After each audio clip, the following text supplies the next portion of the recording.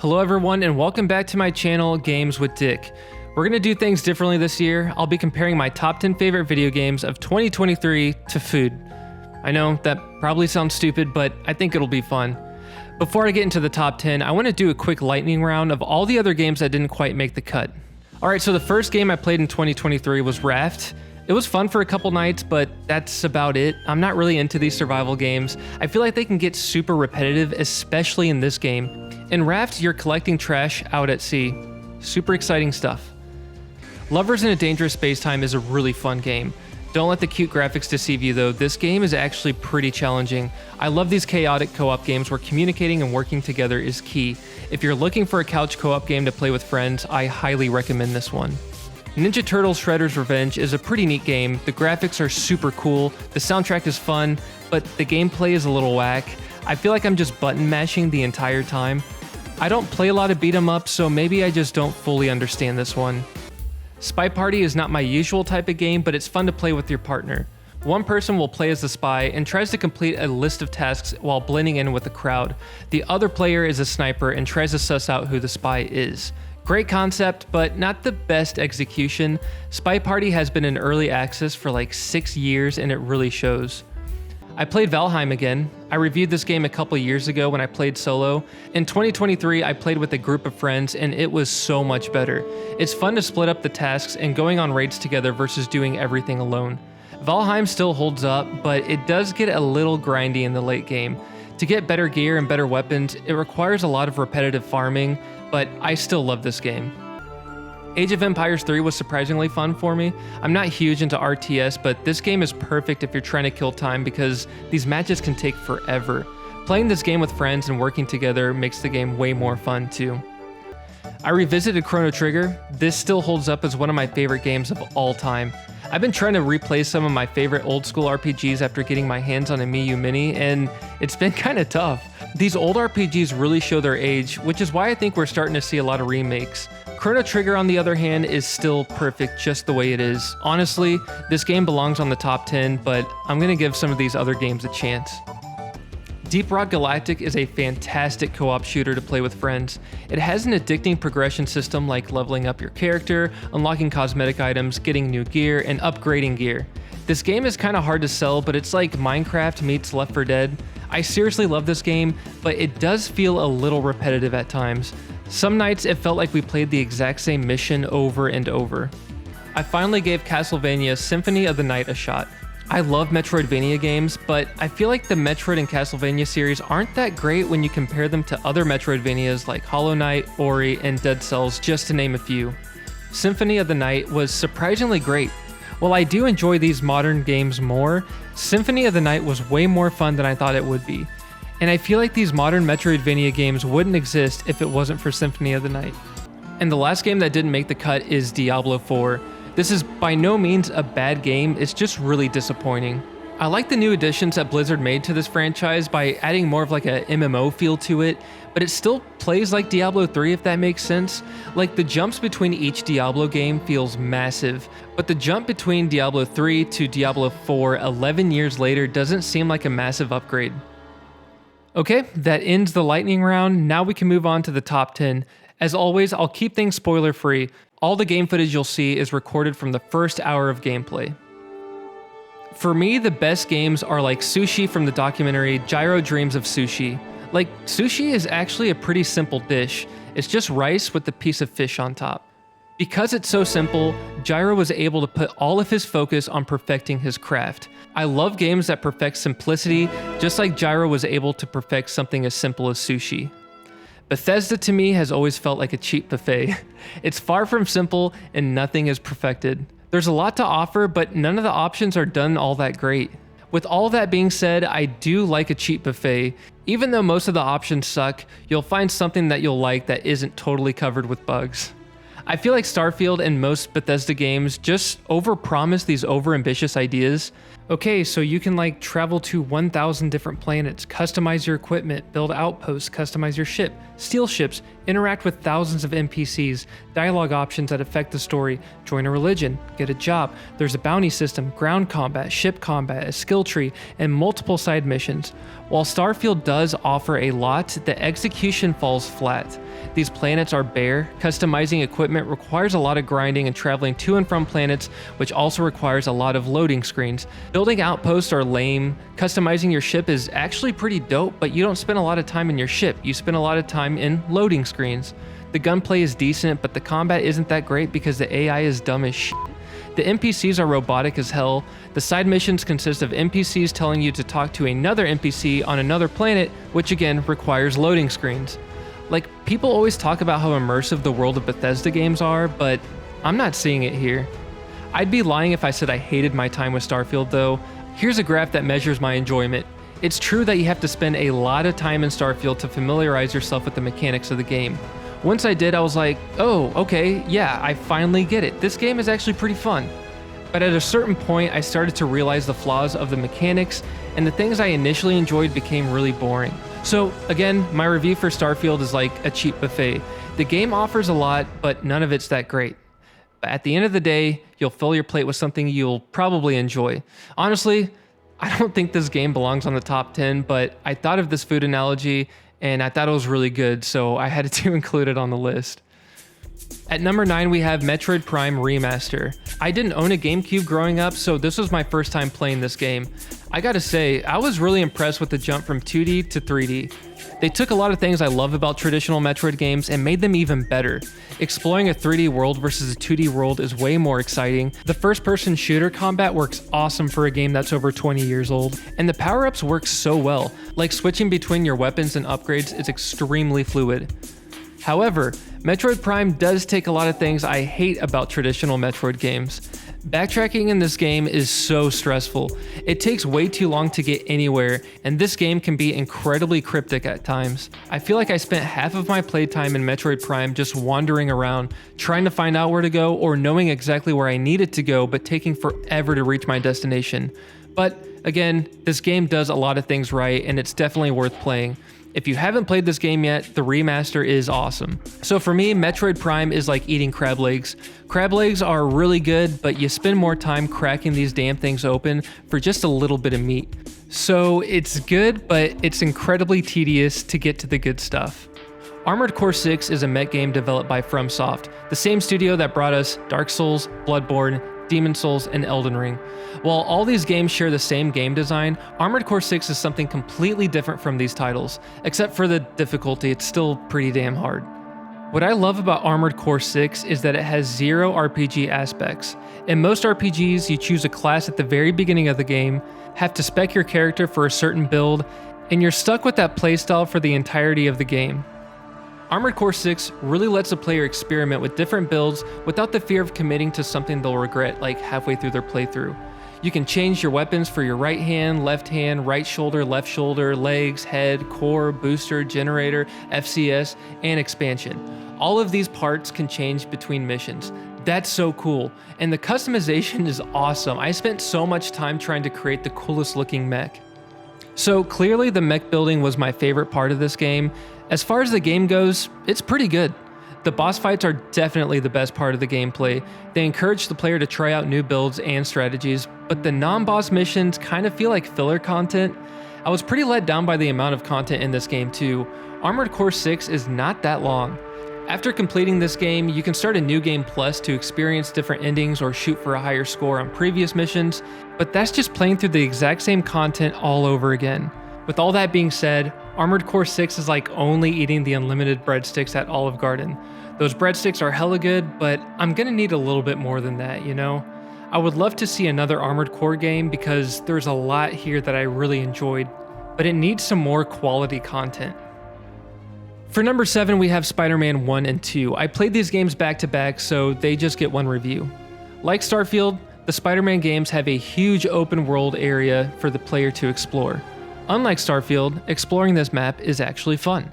And it's not because there's a lot to discover in this open world, it's just awesome to control Spider-Man zipping around New York City. There's a bunch of little side missions in both of these games that are honestly just busy work, like taking pictures of buildings, taking pictures of cats, chasing down pigeons, looting these boxes, collecting spider bots, collecting backpacks. While all this kind of sounds like boring filler work, it's actually my favorite part of the game. I love that these little side missions encourage the player to explore the map because controlling Spider-Man is seriously that much fun. Combat-wise, these games are awesome. After playing the first Spider-Man, I wish there was a little bit more variety. Kind of felt like I was doing the same moves and combos over and over, but man, Spider-Man 2 really stepped it up with the combat. It's fun to get creative with certain moves and combos in Spider-Man 2 compared to Spider-Man 1, which, by the way, I'm not talking shit on the combat in Spider-Man 1. It's still fun, but I was happy to see that they improved it in the sequel. As far as the main missions go, it's definitely the weaker point in the Spider-Man series. If you've seen my previous videos, you'll know I'm not a huge fan of stealthy gameplay. So the Mary J missions were not for me. You go from zipping around New York City, jumping off buildings, and beating the absolute shit out of enemies, to this. Come on now. Story-wise, these games are surprisingly good. I got pretty invested in some of the more serious moments in both of these games, but my biggest complaint is Peter Parker's dialogue. Oh my god, it's just cringy Marvel writing and I cannot stand it. Okay, before we get down to business, there's something I have to tell you. I'm fresh out of honey. Every line is a setup for a cheesy one-liner that doesn't land over and over. So for me, playing Spider-Man 1 and 2 is like going to one of your favorite restaurants, mine is Joe's Kansas City Barbecue, but with the friend that thinks they're a comedian, you know? You really enjoy the food, but god damn it, Peter, will you just shut the fuck up? Dark Souls 3 is a game that I've tried playing a couple times and it just never stuck. I tried playing it shortly after it came out and I thought it was too hard. I tried playing it after playing Bloodborne and I didn't like it as much. This is kind of a hard one for me to review because I know Dark Souls 3 is a great game, but it's kind of hard to play after completing Elden Ring.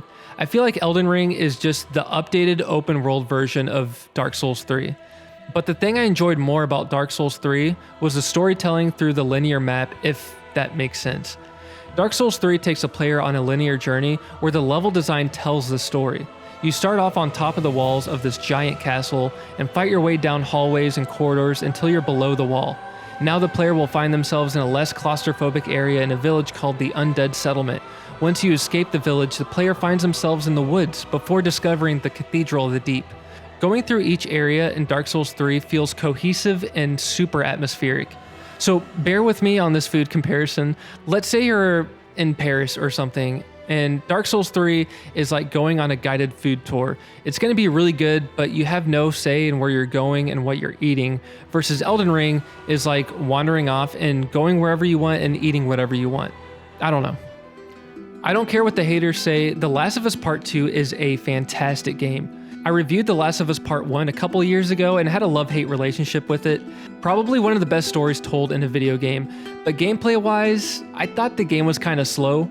The combat in The Last of Us Part 2 is awesome. It's a great blend between the balls-to-the-wall gameplay that I enjoy and slow, stealthy gameplay. And oh my god, the AI in the combat is immersive as hell. In most games, when you kill an enemy, they just kind of die, but when you kill someone in The Last of Us Part 2, you really kill them. It's over! The way the NPCs react to the people you just murdered is terrible, but it really adds to that immersion. I feel like most modern AAA games that people adore have the dumbest AI and it kills the immersion for me. But these freaking NPCs, man, they actually feel human. The way they're animated, the way they communicate with one another, the amount of pressure they put on the player, and again, the reactions of hate and fear when taking down one of their buddies is just nuts. It actually makes me feel terrible for killing an enemy. And story-wise, I'm sorry, but it's deeper than the first game. I won't drop any spoilers, even though half of the people who reviewed this game have never even played it, but the message in this game is simply, there are two sides to every story. And a lot of people wrote this game off without experiencing the other side of the story. But please give this game a chance. Even if you don't agree with the message, you'll find something great here. The combat, the characters, the level design, the atmosphere, and some of the most immersive AI. It's all here. Just ignore the hate and give this game a try. For that reason, I'm giving The Last of Us Part 2 the rating of mole enchiladas, which is basically enchiladas covered in a spicy chocolate sauce. It's an amazing dish that most people will knock before they try. Lies of P clearly takes a lot of inspiration from the Soulsborne series, so I think it's fair if we compare it to the works of From Software. When I think of what makes FromSoft games some of the best games out there, I think of combat, setting, level design, and enemy variety. The combat in Lies of P is so freaking good, dude. It's the only reason why I put Lies of P above Dark Souls 3. The combat plays like an updated version of Bloodborne that works so well. I especially love how the game encourages experimenting with different weapon combinations. In Lies of P, when you find a weapon, it comes in two parts, the blade and the handle. The blade and the handle have their own unique abilities, and you can combine any handle with any blade. This opens up room for creativity when choosing your weapon, and I just love that. Like Armored Core 6, I love it when games give the player the opportunity to experiment instead of committing to a single playstyle. The setting is also great. You play as Pinocchio in this old dark gothic city. It's a tale of man versus machine where puppets who were once friendly and helpful to society are now just straight up murdering people. The streets are filled with bodies and there's hardly any signs of life. It's a creepy backstory and the setting of this game really sells that creepiness. The level design here is fine, it's just super linear. Dark Souls 3 is one of the more linear FromSoft games, but the level design still rewards exploration with rare items, or a shortcut, or even a brand new area. Lies of P has a bunch of areas, but the amount of exploration in each area is kind of weak. And finally, the enemy variety is kind of lacking when comparing to FromSoft games. My mind is always blown when I play a FromSoft game. There are so many different enemies, and they are all designed and animated so well. In Lies of P, you fight a lot of puppets, but the boss fights, damn dude. The boss fights have great designs and amazing animations. Lies of P takes heavy inspiration from one of the best game studios out there. A lot of other studios have tried and have failed. It's hard to compete with the best, but Lies of P really does feel like a FromSoft game at times. That's why I'm giving Lies of P the comparison of an Impossible Burger. It's not the real deal, but it's pretty damn close. Nintendo always does a great job of oversimplifying a complex idea by prioritizing fun gameplay. If it's not fun, why bother? Breath of the Wild is an open world game that's just dumbed down to focus primarily on exploration. Animal Crossing is just a dumbed down crafting farm sim game. Mario Kart is a dumbed down racing game. All the Mario sport games are just dumbed down sport games. Smash Bros is a dumbed down fighting game. You get the idea. These are all fantastic simple games that prioritize fun. Pikmin 4 is a dumbed-down version of a real-time strategy game, a puzzle game, a collectathon, a Pokemon game, and a tower defense game all combined to produce something that's simple and works perfectly. Like, seriously, it might actually be a perfect game. It's kind of hard to come up with any complaints. The Nintendo Switch is starting to show its age when it comes to graphics and performance, but this game looks and performs super well. The difficulty is balanced perfectly like most of Nintendo's games. If you're looking for a casual game experience, just do the bare minimum.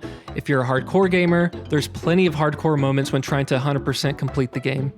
And the biggest surprise in Pikmin 4 is the amount of content. Compared to the rest of the Pikmin games, you're getting so much out of this one. It's hard to sell any game in this series because Pikmin is just so unique, but I believe that this game is truly for every type of gamer out there.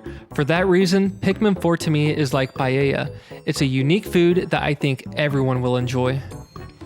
In second place, we have Sekiro. I was feeling pretty confident going into this game. Sekiro was the last game I played in 2023, so I already played through Armored Core 6, Dark Souls 3, and Lies of P. So how much harder could Sekiro be?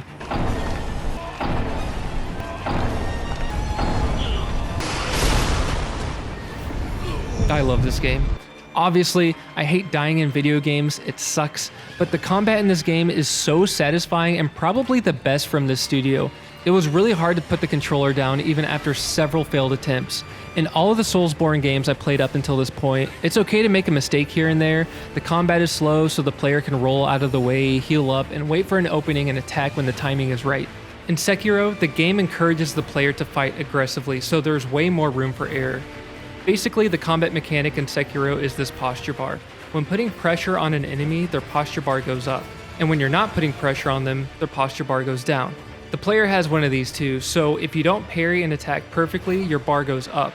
And if it gets totally filled, then your posture is broken and it leaves you completely vulnerable for a short period of time. Such a great combat system that encourages you to play aggressively. And yes, this game does have stealth, which I typically don't like, but honestly, I love it here. You can knock off an entire health bar from some of the bosses, so I feel like it's worth the patience. So for me, Sekiro is like making lasagna from scratch. The payoff will be worth it because homemade lasagna is top tier, but it's a commitment and something I'll only do on special occasions. Sekiro is seriously a masterpiece, and beating this game feels like a huge accomplishment, but this might be a game I don't revisit for a long time. I'm not ready to put myself through that much anxiety anytime soon. And at number 1 we have Zelda Tears of the Kingdom. This is such a great sequel to an already amazing game. I know people were talking smack on the $70 price tag for an expansion, but come on. This game is way more than that. I know the map stays relatively the same, but you have a whole sky map to explore now, and an underground map that's the exact same size as the original map. This game is almost 3 times as big as Breath of the Wild, and the new powers are a huge improvement as well. Like the fusing tool, oh my god dude, it's so much fun. You can get creative with combining different weapons and materials together. The Ultra Hand allows players to build their own vehicles, which makes traveling way more fun. Ascend allows the player to warp through terrain, making exploration way more convenient. And Recall might be one of the most OP abilities for solving puzzles. I love it. Everything that made Breath of the Wild great is elevated here in every way. If Breath of the Wild is like a delicious cheeseburger, then Tears of the Kingdom is a freaking double bacon cheeseburger with a side of fries, man. It took something that was already great and made it even better. And that's all I have for the year 2023. For 2024, I already have a few games in the queue.